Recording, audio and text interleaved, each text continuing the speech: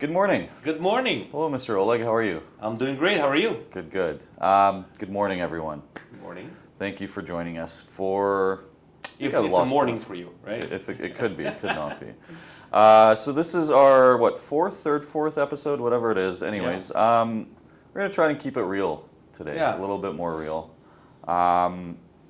We're going to loosely focus around the spring 2024 CMHC mortgage industry report.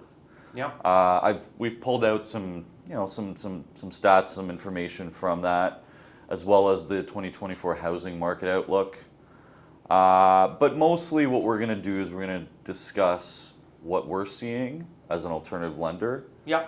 What you're seeing specifically as somebody that's a veteran of the mortgage industry and the lending industry, and just talk about it in real terms. I think there's been some troubling data and some things that we're certainly watching, and I think we're going to try and keep it a little bit more real. Again, these are our opinions, our personal opinions and thoughts. So this doesn't represent any financial advice or anything like that. It's just sort of us bantering about the industry and see how we do with that. What do you think? We're just having a very casual conversation, I think. And on my way to a podcast today, I was thinking that there's a big difference between being pessimistic and being objective. Mm-hmm. Because pessimist looks just at anything that can go sideways, can go wrong. But when you're pragmatically looking at things, when you're able to reflect back and see what has transpired in the economy over a certain period of time, kind of project into the future carefully and trying to identify what may possibly be the outcome and share it with the general public, I think this is the added value that we actually do bring to the table, considering our experience and a skill set as well. I agree. I mean, I think we've tried to keep it a little bit too PG. Let's change the format. Let's dose of reality. I love it. We live in interesting times, right? And I think there's no shortage of news and media talking about difficulty and challenges in the real estate industry, the mortgage lending industry, and I mean, we see the pulse of it, right? You see the deals coming in, you see the trouble that is happening with some of the the deals going under and the power of sale processes and all that. Let's start with let's get into it. Let's try and keep it a little bit more structured at first, and then I'm sure we'll devolve into absolutely into some more kind of unstructured conversation. So the state of the market in Canada. So I've pulled out some sort of sound bites here from that mortgage industry report. So CMHC says that Canada is experiencing weak economic growth in 2024 with a projected rebound 2025 or 2026 as interest rates decrease. Now we've seen 2 interest rate decreases so far. Yeah. Care to comment on what we think is going to happen? I do. Again, I just want to make sure, and this disclaimer is important, what I'm about to say, how I'm going to be expressing my opinion on this subject matter, is truly a reflection of my own opinion, not of any of the employees of the Oz Capital in any capacity. It's purely my opinion based on the experiences that I've encountered in the underwriting world and seeing what really transcribes right into real life. So I'll be honest, okay? 2 interest rate decreases, consumer confidence, positivity, yes. Actual effect to a point where people feel in their pockets? I don't think so. I mean, in the last podcast we were saying on the variable mortgage, 0.25% decrease of 500,000 mortgage, 0.25% decrease is $75. Okay, so it's a whopping $150. I mean, which is nice, but it's not. You're absolutely right. It's for the people that can't afford, to put groceries on the. Look at the general population, right? Look at the debt levels. I mean, to me, the economy, it starts with a consumer. Consumer's ability to spend, consumer's ability to invest what they were able to save. And if you're looking at the conventional consumer and you take 75-80% of the population in Canada, right? The stats are as such, for every dollar we make, on average, we spend $1.80, right? So, and this trajectory has been increasing, I'd say steadily over the past 10, 15 years, from like $1.50 to $1.60, $1.70, and now to $1.80 and more. Where is this difference really coming from? And this difference naturally comes from the equity in your house, because if your credit cards are full and you're trying to consolidate and you refinancing your mortgage to consolidate your debts yet again, eventually at some point it will come to an end if the equity position is not growing proportionally, right?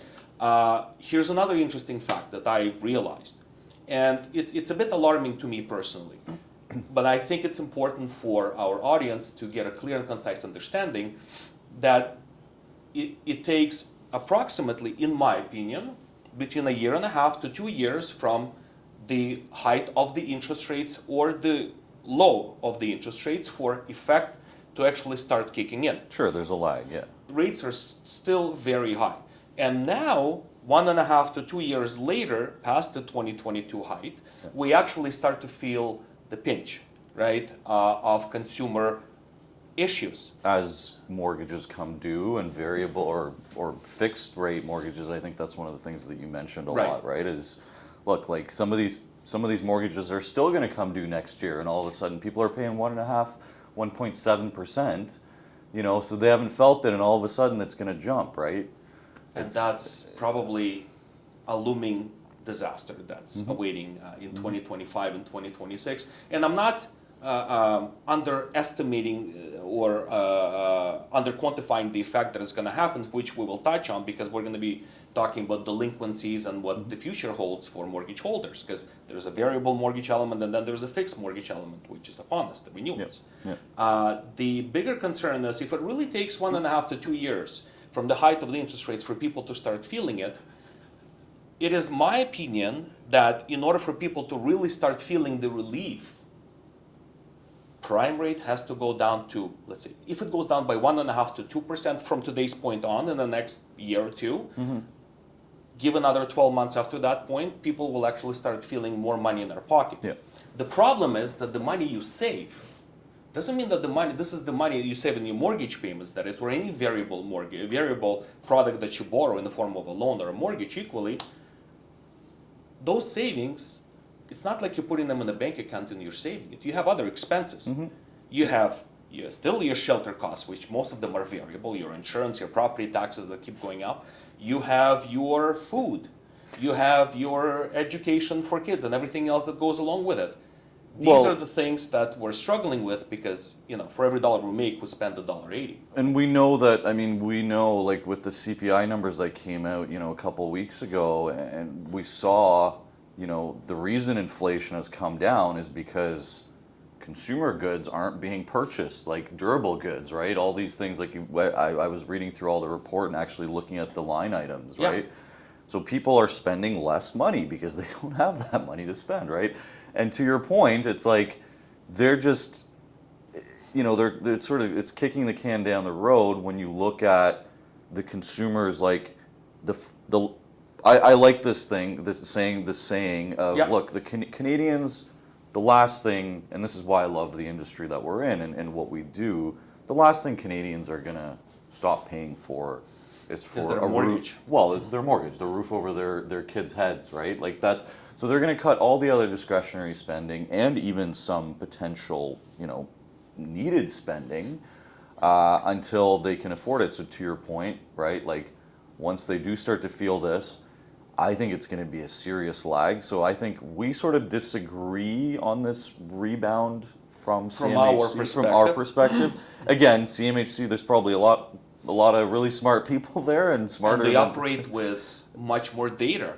We're just looking at things holistically from our standpoint. And I just want to say something just to kind of summarize and move on to the next point is, number one, when rates are high, it's difficult to manage your personal and business financial affairs. As a result, right, businesses are also struggling. And if they struggle, the unemployment goes up gradually, slowly, not drastically, but gradually, slowly. So it means people are losing jobs.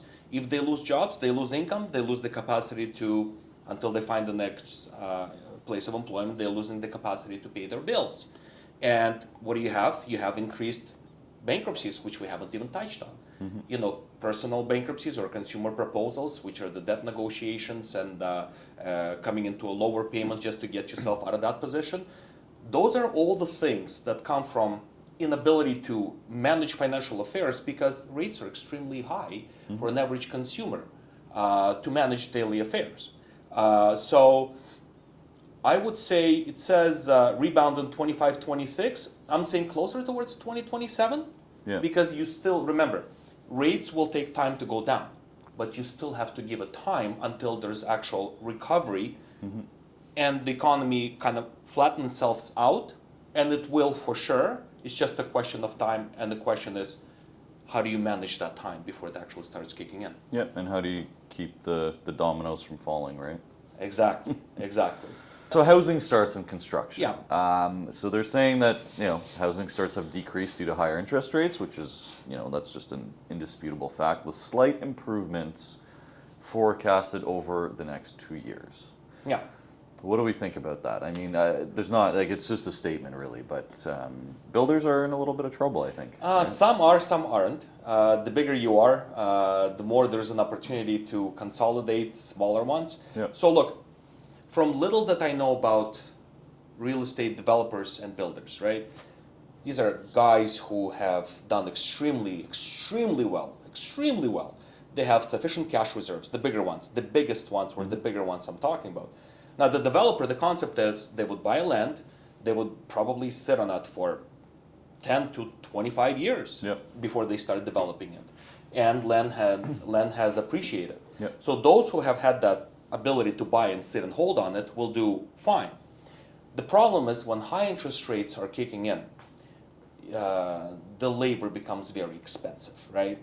The costs of anything from soup to nuts, right? From your nails to your drywall to everything else to all the components that put the house together, right? Building supplies becomes very expensive, as what we've saw right at prime COVID, right? All of a sudden there is a problem with supply, right? Demand is huge, but supply is nowhere close, right? So you take everything in consideration, including the government's initiative, so to speak, help, right, in quotation marks, to put all, increase the levies, the construction, the development charges, which the builder says, okay, no problem, I'll just take all this stuff and I'll nicely pass it on to the consumer and get the end user to pay for it.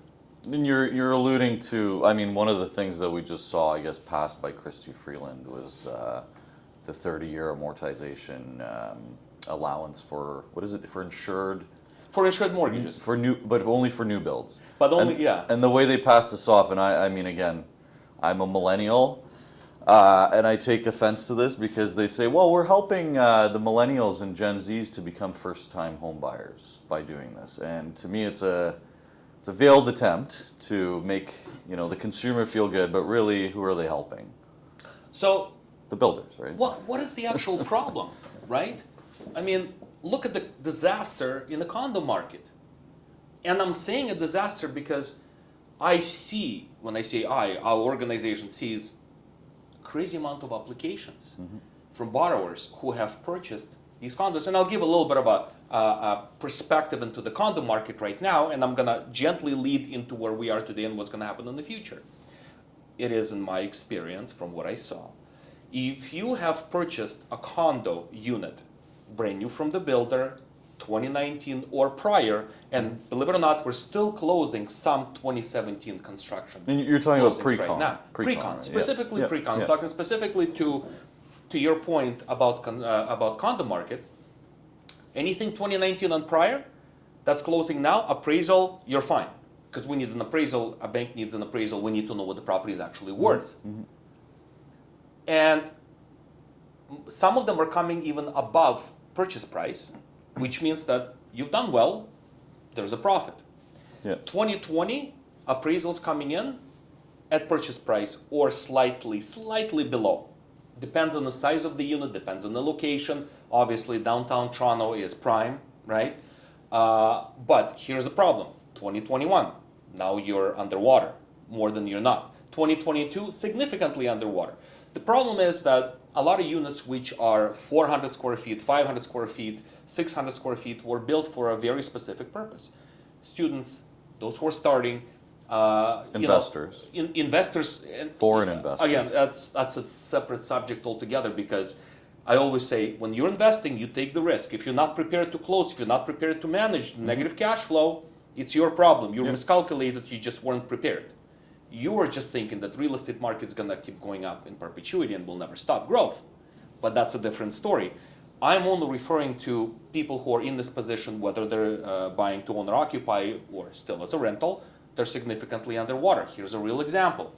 2022 application comes in, 450 whopping square feet unit, Wow, huge. which was purchased for 721,000 without a parking lot. Appraisal comes in $560,000, right? So you're immediately underwater. The builder's closing, it's pushing to close the deal as soon as possible because they don't want to be left with this inventory, right? And so we look at the appraisal, we look at the application, we say, okay, we'll give 75% of the appraised value because to us it's purchase price or appraised value, whichever is less. Yeah, yeah. So now you have, if you're buying it as an owner occupied, you don't pay the $24,000 HST, but you pay all the levies, you pay the land transfer tax. If you're a first time home buyer, there are benefits. If you're not, there are two land transfer taxes you pay, one in Ontario, one Toronto. So anyways, all this taken into account, amalgamated amount, I've seen closing costs of $50,000 to $70,000. Sure. Including land transfer tax and builder. So now you're north of $300,000 underwater, Yep. and now you have to make a decision. What do? And the question is, where is the shortfall coming from to close that deal? And if you have other real estate that we can lean on because we need to make sure that the risk is adjusted for our investors, then we would use another property as a cross collateral to close the deal. If you're an investor, I mean, best of luck, right? Because not only that you're underwater 300,000, which could take, I don't even know how many years to recover. In the best of the economy, chances are, because you're taking all these liabilities, you're extremely negative on your cash flow because there is only so much that a potential tenant is willing to pay within the retrospect of how many units are still available on the market, right? And what they will pay, and hopefully they will continue paying and don't stop paying, right? You're probably $1,000 to $1,500 underwater cash flow, and it's a big problem. So that kind of I'm sorry, leads I'm us. painting such a no, picture, it's- but that's the reality. No, of the that's the situation, reality, right? and that kind of leads us into rental market dynamics, which was going to be one of our next topics here. Like to your point, like what these guys are saying that by these guys I mean CMHC is despite more rental completions, growing demand for rental homes will not be met due to the high cost of home ownership, leading to rising rents and falling vacancy rates. So they see rent rising even further. I think you could argue both sides, right? Yeah. Because again, we know that there's a housing supply shortage, but I think if you dig into it a little bit more, the supply shortage is more for people that want bigger units and want, you can't live with a family and, a kid or two kids in a 450,000 square foot home. It's condo. impossible. I mean, Yeah. you could, You in could, principle. of course. And I know there's, lots of obviously newcomers that would be happy to do that. But realistically, that's not what Canadians as a whole are looking for, right? They're looking for semis and detached or townhouses that are going to afford them a little bit more space, outdoor living Of course. space, all that. So going back to what you were talking about as far as, the real estate investors being underwater and not being able to get those rental rates to keep them sort of cash flow positive. Let's talk a little bit about sort of where we see, housing inventory, especially in condos, right? We've seen that go up quite a bit. Yeah, just a little. Just a little bit, yeah. Which is a huge a little, a lot, yeah, a little, a lot. Yeah. So I think there's going to be pressure both ways, kind of on the rental markets, because I think some of these people that are trying to sell their condos and can't are probably going to be wanting to lease them out at the very least.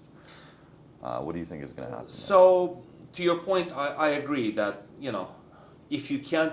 So let's look at several sides. If you can't offload, and if you can't stomach, or if you can't stomach the fact that you're 300,000 underwater, 200,000 underwater, and your other real estate equity is now involved, you will probably say, okay, I'll have to rent it out, and just take the negative flow and hope for better times. And eventually, as rates go down, there could be a better, and I say could, and I emphasize the word could, there could be a better marketability under general principles. Yep. Yep. But in reality, go on realtor.ca, do yourself this favor, and just go downtown and see how many units Yeah. are out there for sale, condos specifically out there right now. Huge, and they keep increasing as they keep closing, and it's not unordinary to see 15 to 20 units per building. Yeah. So when so many units are built, it's no longer supply and demand. It's no longer that middle equilibrium point which determines the new price for that specific unit. It's what I, as a buyer, willing to pay because it's a buyer's market, and what you as a vendor willing to offload this unit to me just to get rid of your problems. Yeah, it's Right? basic economic, like It's a basic supply capitalist demand. economic Yeah. environment, Yeah, right? yeah. Which shows you that economy as a whole is a living organism, and all the chemical reactions that are taking place within it, right, is just a normal course of action. I always refer to it as a zero-sum game, where somebody else's loss Yeah. is somebody else's gain, which just in the like the capitalist stock environment market. is a perfect way of positioning it, right? And that's what it is, and people need to deliver, and they knew the risk that they were taking. The economy went sideways, and this is what you get at the end of the day. You have to live with it. In terms of the housing starts, and I think it's important to note, specifically not from the condo standpoint, let's kind of walk away from that side because that side is not looking any brighter, right? The single family dwellings. We were talking about a phenomenon referred to as a shortage of supply. I don't see shortage of supply right now, right? I see personally, right? Again, look at realtor.ca. Look at how many properties are getting listed on a daily, weekly, monthly basis. New inventory that's coming on the market, not from the builders, but resale market. It's a buyer's market now. The question is, and I always say there are two types of vendors. Those who are motivated because they're either over leveraged or there were life circumstances or there was a loss of job or health issue, whatever the case is, unfortunately, and they have to sell. And there are those who are saying, well, let me list that property, see if I can still get the neighbor's sale, right? Why can't I? Yeah. What, am I worse off? Absolutely not. And if I can get the price I want, I'll sell it. The other question becomes where we're going to go from there, and then we're entering another state of the market where we still need to buy, we need to live somewhere. But that aside, is if you're motivated and you're selling, and you sold at a much lower price than the market, that sale becomes the new comparable to the neighbor, and kind of messes things up and brings the market to where it needs to be. As I said again, economy has its own reactions, and it's a living organism, and this is how it floats, and that's a normal way of doing it. So big amount of supply, a lot to choose from, buyer's market for sure, and buyer's market for sure from my perspective in the next 6 to 12 months. That's how I see it. So delinquencies are up, obviously. Yeah. I mean, and we're expecting that. I think if we go back to what we were talking about previously, Yeah. I don't think the pain has truly been felt yet. Yeah. Right. It takes about a year, 2 years in some cases, right? So we're looking at obviously the variable people have started to feel that pain. Yeah. But there's still plenty of people out there, I personally know some that are still paying 1.7, 1.8, 2% on these great fixed rate mortgages, and guess what? Yeah. When are they coming due? 2025, 2026 in some cases, right? So that's the lag that we're talking about, right? So Yeah. I think we're gonna continue to see that rate tick up. And to your point, to your previous point, we're not going to.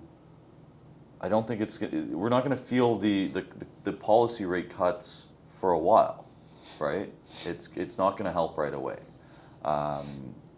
What are we seeing in delinquencies within our portfolio? Right. I'm just gonna kind of take a step back just before I address our portfolio, because I think it's important to understand that an alternative mortgage portfolio is very different from a bank type of a mortgage portfolio, which is comprised of insured mortgages, insurable, balance sheet, and all this good stuff. By no means I'm saying that the music is about to stop. By no means I'm saying that. Let's separate things into the types of mortgages. Okay. Those of us who were and still are in the variable mortgage have probably lived through the worst of things with the help of the bank, that gave us that mortgage, because most of them have what's called a negative amortization, where the rates go up, the payment needs to go up as well to reflect, but it doesn't. So the shortfall between the payment that the bank is keeping to make sure that you don't bust, you don't stop paying your mortgage, right? Yeah. Because things are difficult, right? The balance between that payment that barely covers the interest, in most cases doesn't, goes on top of your principal and becomes a reversed amortization process in the mortgage. Right. So you end up with a bigger balance of the mortgage than you possibly have initially taken. So you're effectively not paying down your mortgage, and you're actually taking on more debt. It's as like you're you live in a paying house, you're renting. it. Yeah. Right? You're renting at Yeah. a specific cost, Yeah. and the bank is hoping that you're going to continue make the payments, and that it hopes that you don't lose your employment, or there's enough equity that you can take a temporary private financing and last through until things get better. The key phrase, until things get better. Yeah. That's what the variable mortgage environment entails specifically. And wants and is And hoping wants. for. It's a problem because those mortgages are coming due for maturity, and OSFI, which is the Office of the Superintendent of Financial Institution, that regulates banks and other financial institutions in Canada, has specific cash requirements, specific reserves that banks need to maintain when they're giving out mortgages and loans, to make sure that they can account as a provision for loss Yep. when people stop paying. And OSFI keeps going back to banks and saying, well, you need to increase your reserves, you need to increase your reserves. So banks from that perspective have to hold on to more money, right, and not lend it out, and it obviously affects some of the profitability. Not to say the banks are extremely profitable, so they're less than extremely profitable now, but Yeah, nobody's going to feel bad for the banks. no one's going to Listen, feel bad for the at banks. least But in the problem Canada. is that they lend less. Yeah. That they lend less, so, which means that there are less qualified purchasers, means that there are probably going to be less transactions. Borrowers have to revert to alternative lenders where costs are higher, which is not exactly what they've expected from the budgetary perspective. And one thing leads to another, to another, to another, and it has its own effect, like economy, right? Then there's another looming issue, and I'm not afraid to say this word, a disaster that's upon us, right? To your point, fixed rate mortgages. Those of us who have taken the fixed rate mortgage in the 2020, 2019, those mortgages are coming due for renewal now. Yep. Right? 2026 and 2025 are probably going to be two biggest years where most of these mortgages are coming due for renewal. I think I've read the numbers of about 700 billion or a little more of these mortgages coming due for renewal nationally, and these are people who are going to be very happy, in quotation marks, jumping from a lower monthly payment to a much higher monthly payment. Now, the payments most likely are not going to double, but they will increase 40%. Yeah. Right? 40, 50%, maybe 30%. But though they still have some time and optimistic future, and we hope that prime rate will go down, though it has no relevance to the fixed rates. No. Because fixed rates are driven by capital markets and the bond yields and profitability on top of the bond yields, which effectively prices the mortgages. I can't say that the fixed mortgages are too bad. They're floating around the low fives, the high fours. It's not going to be a huge effect, but it's going to be a lot of discomfort to economic set of circumstances whereby for every dollar we make, we spend $1.80.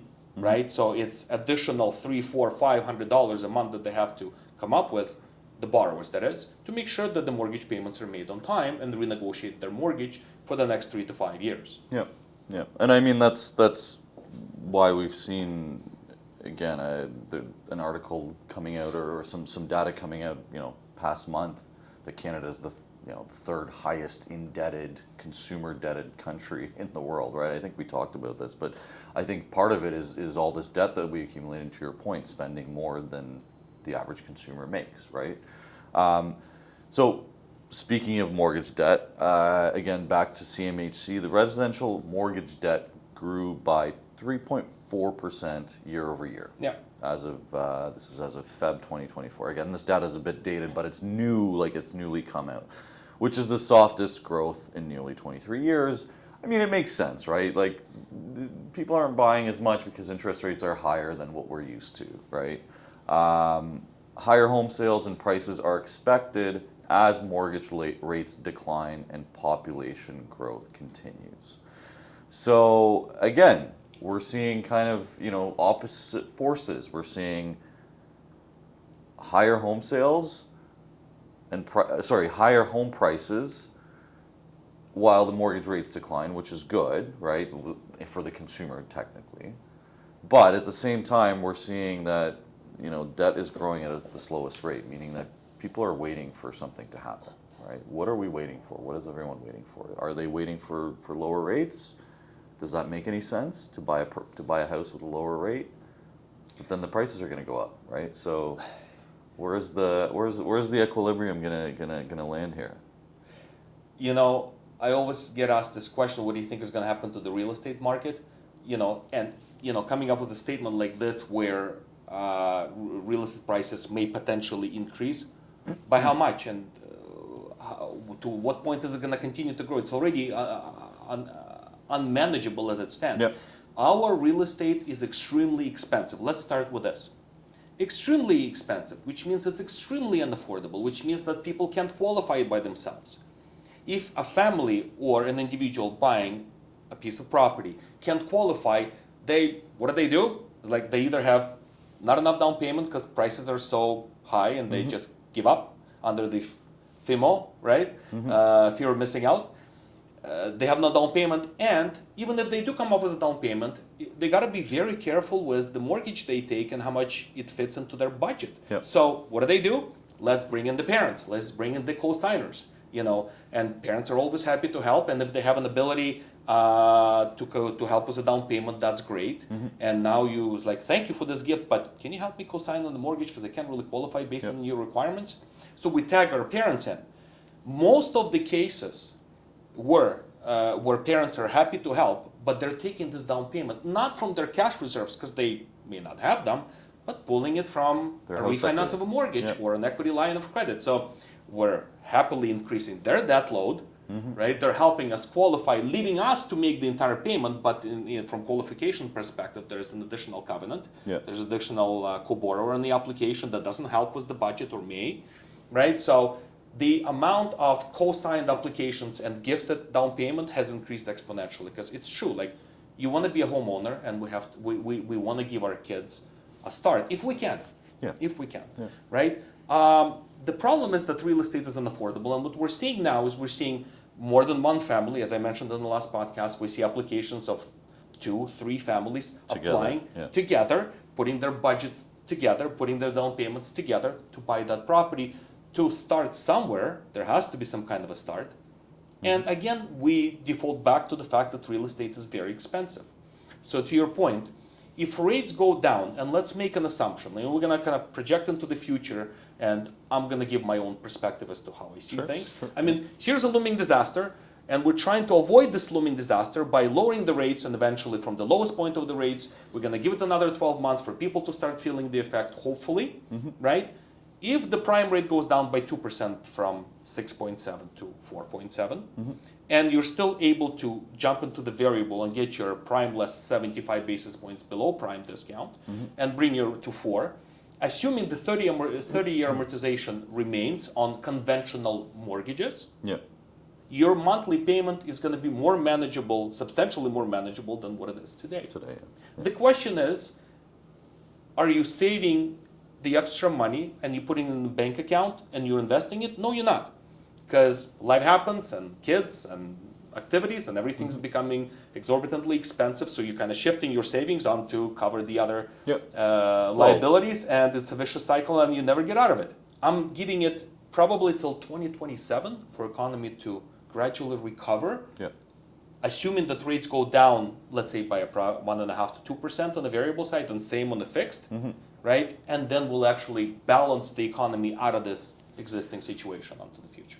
Well, and if I might just toss in there, like, everything we've seen was the Bank of Canada, and who knows what the thoughts are around the U.S. Again, we won't even touch upon that this time around. That's a different economy with its own circumstances. But like we're certainly affected by it. Anyways, that's Absolutely. a topic for another Yep. podcast. But where was I going with this? The bank lags. The Bank of Canada, like, really, they started raising rates a little bit too late, right?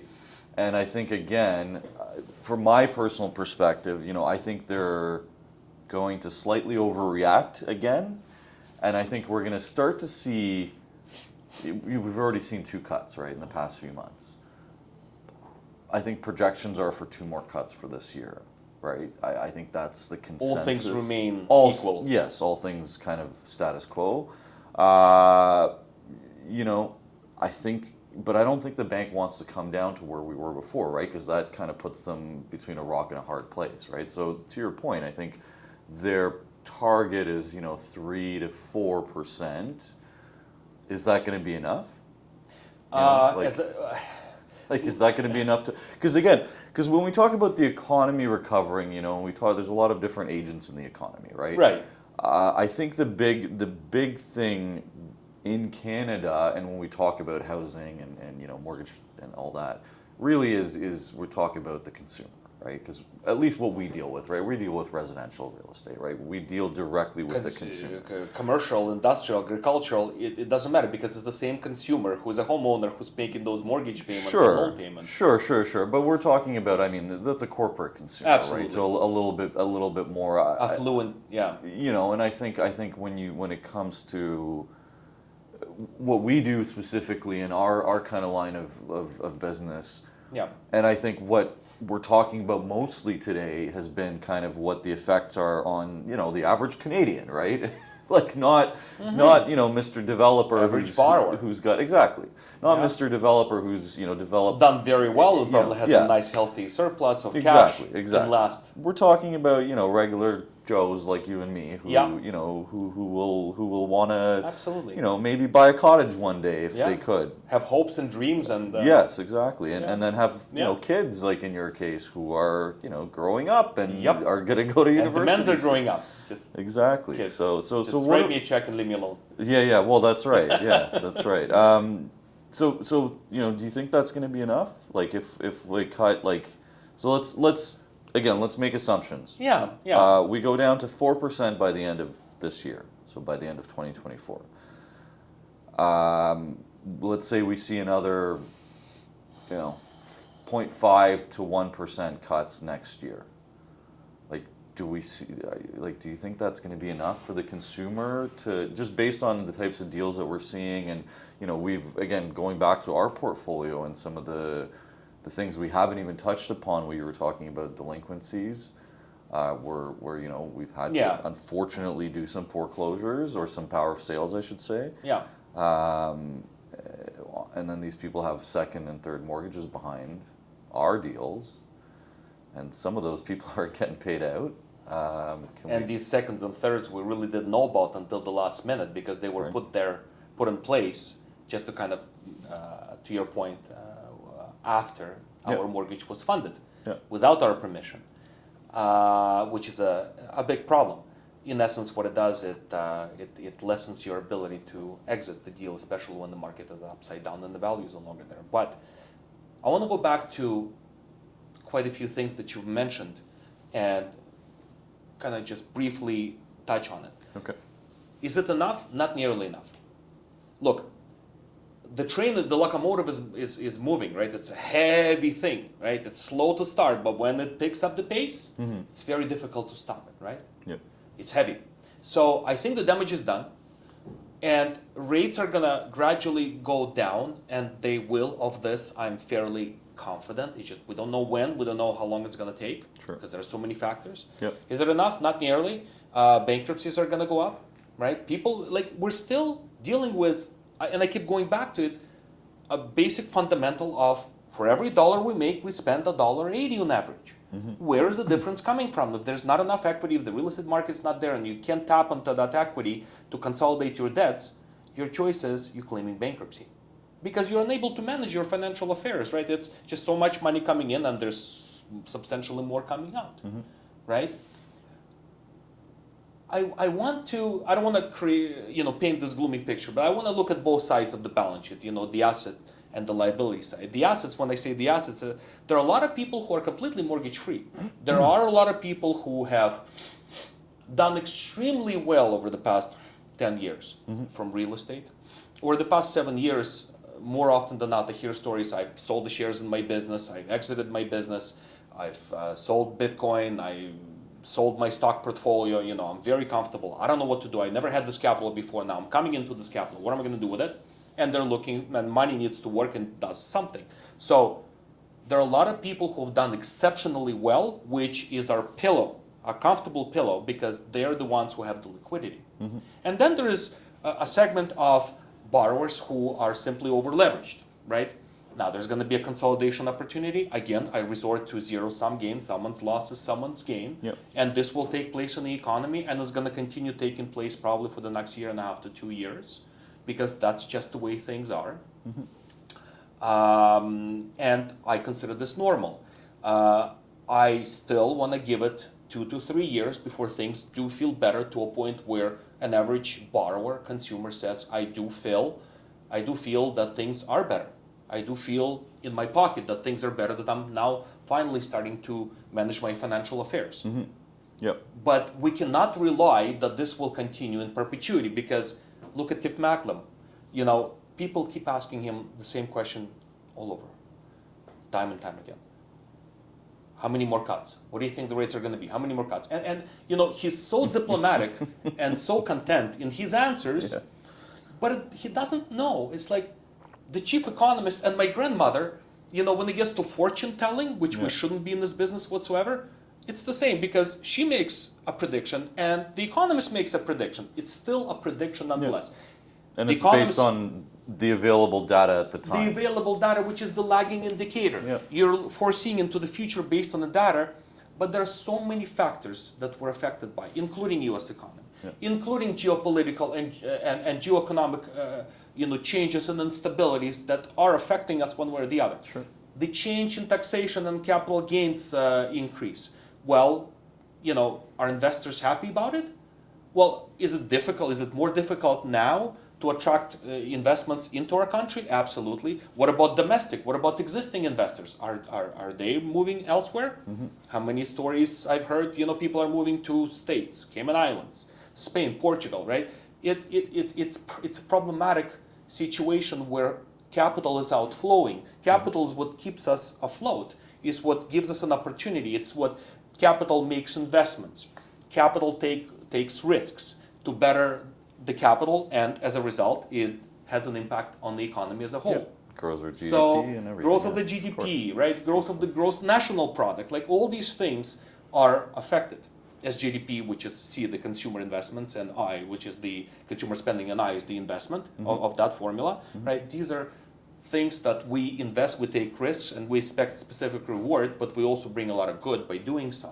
Sure. So, from my personal perspective, give it 2 to 3 years.